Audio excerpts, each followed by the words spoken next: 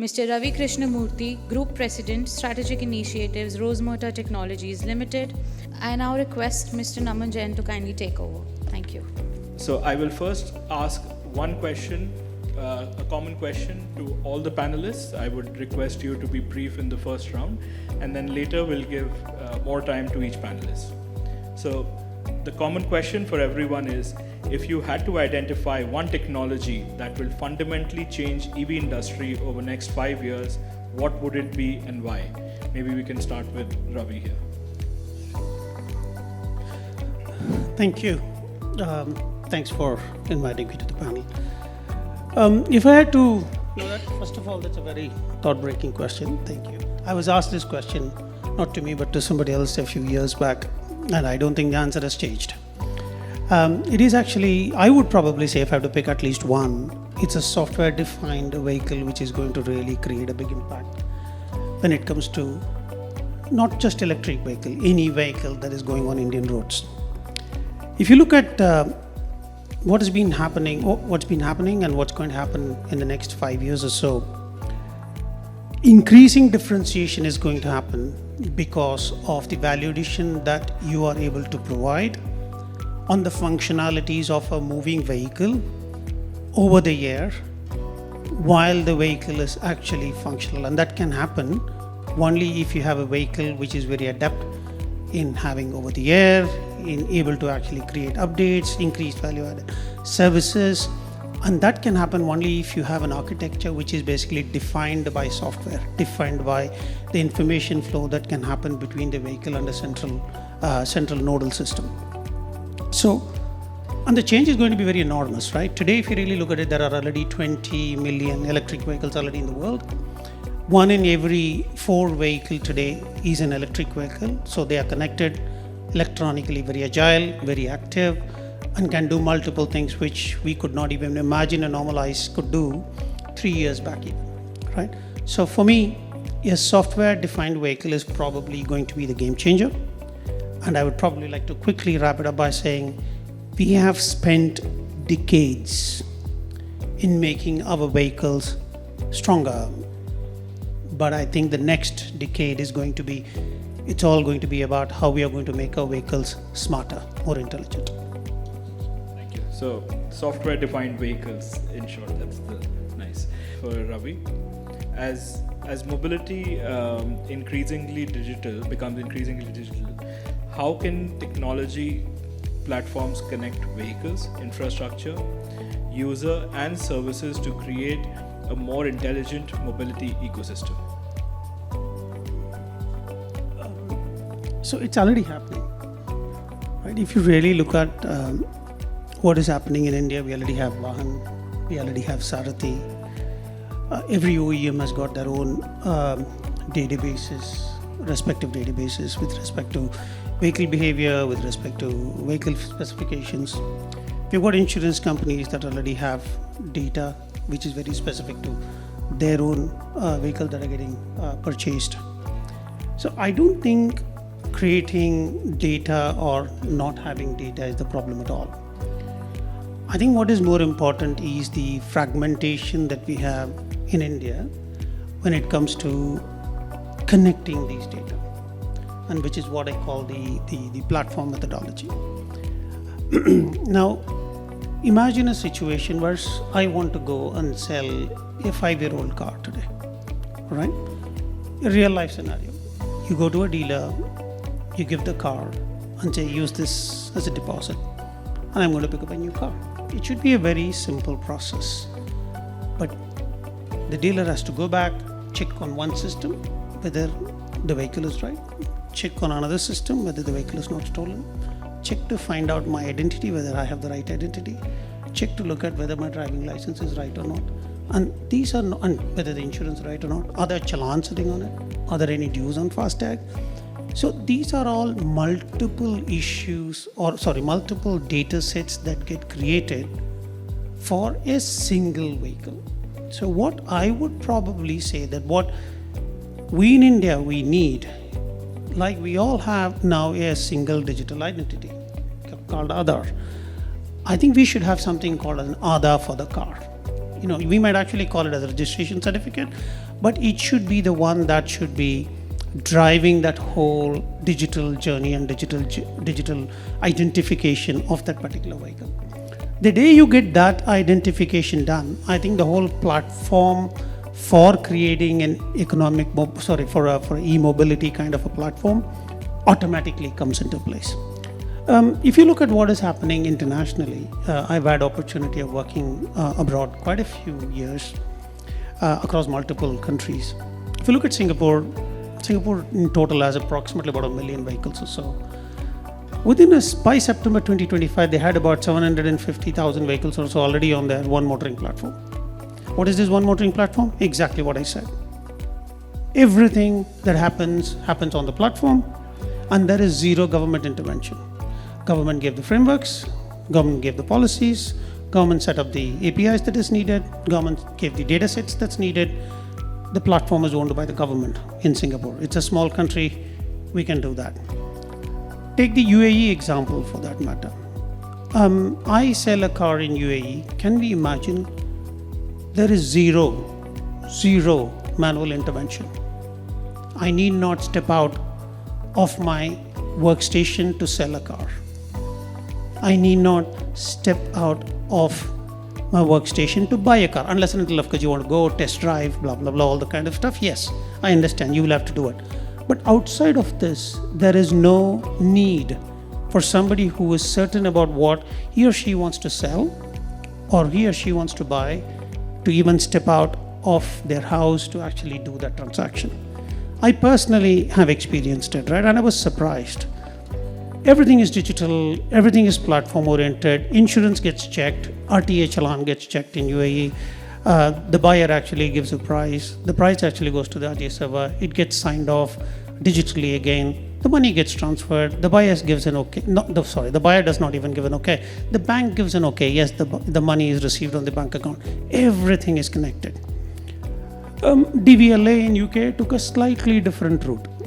They went the API route, which is probably a precursor to what India did, to be honest, right? I think that model probably may fit India well, especially the kind of size of the country that we have. But that should how I personally feel the e-mobility platform should be built, and there is a need for it.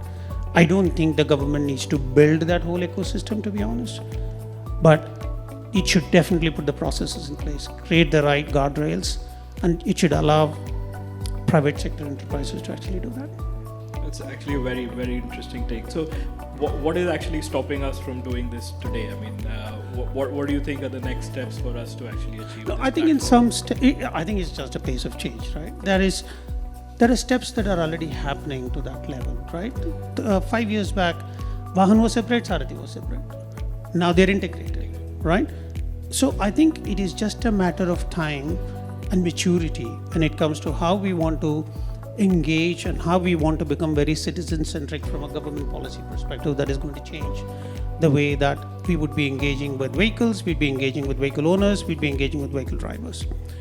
There is also another thing that is happening, which is actually the vehicle starting to not just become a machine which is made out of metal, right? It has also got a lot of software. There's a lot of interaction that happens between the vehicle and the surrounding. There is this V2V that's starting to come up. So there are multiple scenarios that are starting to take place in and around the vehicle while OEMs are working on putting engineering, AI, native AI within the vehicle. I think there is an absolute essential need and a critical need for us to create the same kind of technology impetus outside the vehicle also to make that vehicle equally intelligent. Imagine a scenario that we have an extremely intelligent vehicle, probably better than one of those VS-20,000 mainframes we have.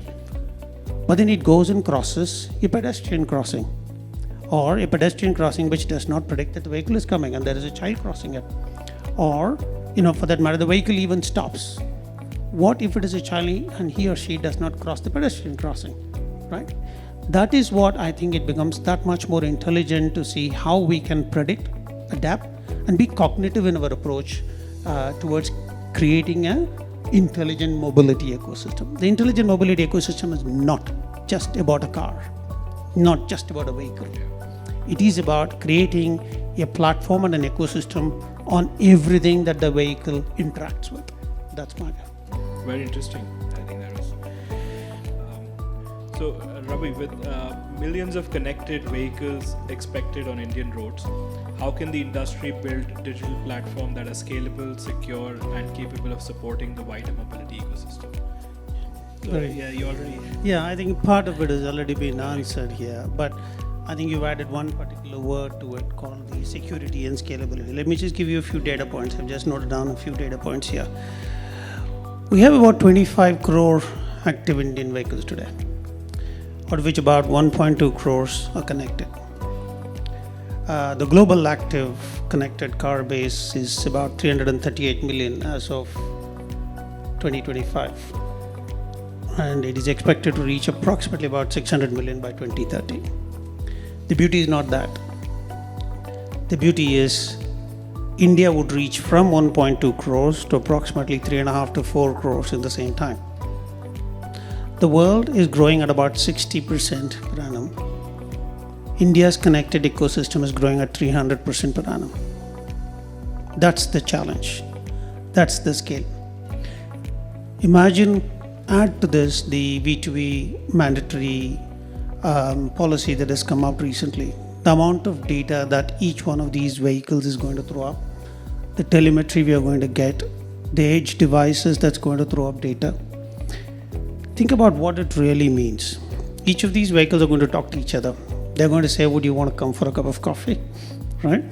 Genuinely, if you think two vehicles as human beings, that's what they're talking to each other. Coming to say, I'm coming towards you, be careful. Imagine, put fun to it and say, I'm coming next to you, would you want a cup of coffee, right? They can have that conversation. We don't know. So I don't think it is about connecting vehicles to a cloud or digital or data. I think it is about creating an infrastructure beneath all this to support the data and to make, I think he said it, make information out of the data. Previously we used to call data as gold. I'm saying data is no more gold. Data is hidden gold. What is gold is the decision support information that you can derive out of that data, and that's where AI, that's where your decision support systems, everything comes into play. Every OEM today in our country have got a phenomenal amount of data sitting with them. If you go and look at it, the kind of data what some of these OEMs can, if they open it up into an ecosystem, you probably would have a national level infrastructure data sitting there. But I'm sure it is proprietary data and they would not want to give it. And as a business, we need to appreciate it. But there are data that could be given out for the overall improvement of the industry, of the overall ecosystem, for mobility ecosystem. I think that data needs to be put onto a platform, and that data is what would become easily consumable for any authorized organization, of course, with the right consent, etc. So that I go back to my previous example, that makes easier. Fleet operator can look at, driver verification very easily, challans to be done, insurance to be managed. A bank can look at credit history. So the whole ecosystem starts working very seamlessly the moment you have the ecosystem built. I think Sunil also spoke about a very, very important thing, which is the security connected to some of these data that gets thrown up. Now today, I worked in IT, software, services most of my life. And I can tell you, being an IT professional, a lot of people still we do not know where the attack is going to come from. We still don't know which port is left open. Even if you have closed every other port, is there a subnet mask which is open? We don't know. Is there a small vulnerability in 250 applications which on an average is sitting on every laptop? We don't know. And that multiplied by about 1 million times is what every car is going to have. So security, again, just as another data point, as of today, all the cars that we have 100 million plus lines of code written on it. By 2030, we're going to have 350 million lines of code written on it. Every line of code is an area of vulnerability. The fabric increases for attack. So cybersecurity is going to become very, very important. So creating an infrastructure beneath these software-defined vehicles is what is important. Again, it's not difficult. We did it in UPI. The government came up with the right kind of methodology, the government came up with the right kind of infrastructure, the government came up with the right kind of frameworks, the securities that needs to be put on UPI. But it allowed the industry to go and build applications on top of it and innovate, right? Today, if you really look at it, any other country which manages 25 billion payment transactions with zero credit card, zero debit card, just by a scan of a mobile phone, no other country has achieved it today. So I think we know how to do it at scale. It's just a matter of putting all the brain power that we have into a single platform to create that ecosystem. So it is not about vehicles should not just be connected in my mind, but it is more about how we enable each one of these vehicles to participate along, of course, with its data and information in an overall overarching mobility ecosystem. Very interesting. And like you rightly said, I mean, cybersecurity is the key. So the two cars don't just go out on a coffee by themselves, you know. Please take the owners along with it. Absolutely. So just a couple, one line answer from everyone. Just a last question. So by 2030, what would be the biggest technology differentiator for an EV? And what capability must India build today to remain globally competitive? Maybe Ravi, what are your views? I'm going to tell a quick story. All right, happened with me. This was in Germany 7 years back or so. This is not 2026, 7 years back. I was part of a conference, not a conference, it was actually a panel followed by what they call as design thinking workshops. We had Apple, we had Amazon, we had Microsoft, we had BMW, Mercedes, we had a few Japanese car manufacturers in the same design thinking workshop. The question was to actually together come up with the answers to two questions. In the next 25 years from then, who's going to be the world's largest car manufacturer? Number one. The second question was, who's going to be the world's most innovative car manufacturer? These were the two things that was thrown as a question for the design thinking workshop. You'll be very surprised. For the first question, the answer was not BMW, was not a Mercedes, was not any of the Japanese cars. It was one of either the Apples, the Microsoft, the Amazons of the world were the world's largest car manufacturers. For the second question, it was even more intriguing. It was none on the design thinking. It was supposed to be a startup of two kids working out of Silicon Valley who were aged 23 and 24. Now, that should tell what we should be focusing on. We should be creating a startup ecosystem in India which would help power this whole ecology of creating the ecosystem, right? That should be the one which should drive a lot of these things, because that's where agility comes in, that's where the new innovative thought process comes in. Let's accept it. That's where most of the technology is starting to come in, and that is what is going to feed into the bigger enterprise level systems. So I think that's what India should be focusing on. Ultimately, I go back to my first question when you start the icebreaker. It's not what is inside the bonnet which is going to decide whether India is a leader or not. It is going to be the intelligence what's inside the car and how it interacts with what is outside. Very interesting. Thank you. Thank you very much. I think that was a very enlightening session. Thank you to all the panels. Can we have a great round of applause for everyone? So we got a lot of insights on AI, software, and security management. And I think we can all connect offline if we have any questions with everyone. Thank you again. Thanks. Thank you so much for such a wonderful session. I would now like to request Mr. Naman Jain, Vice Chairman, CII Gurugram, to kindly felicitate our panelists with a token of appreciation. Starting with Mr. Subrata Mitra, Senior Vice President, Aether Energy Limited.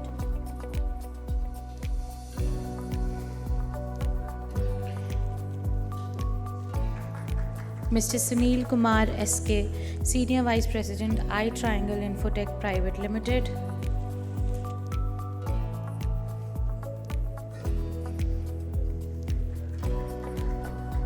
Mr. Ravi Krishnamoorthi, Group President, Strategic Initiatives, Rosmerta Technologies Limited.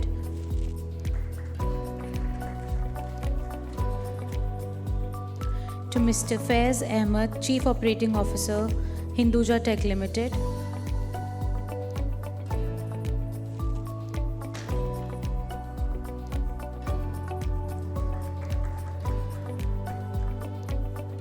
And to Mr. Sai Sridhar, Managing Director, India Electrobit India Private Limited.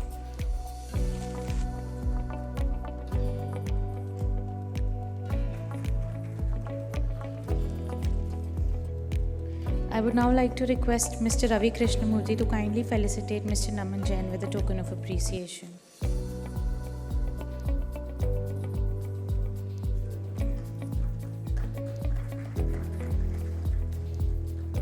I would also like to request the panelists to kindly come forward for a group picture, please.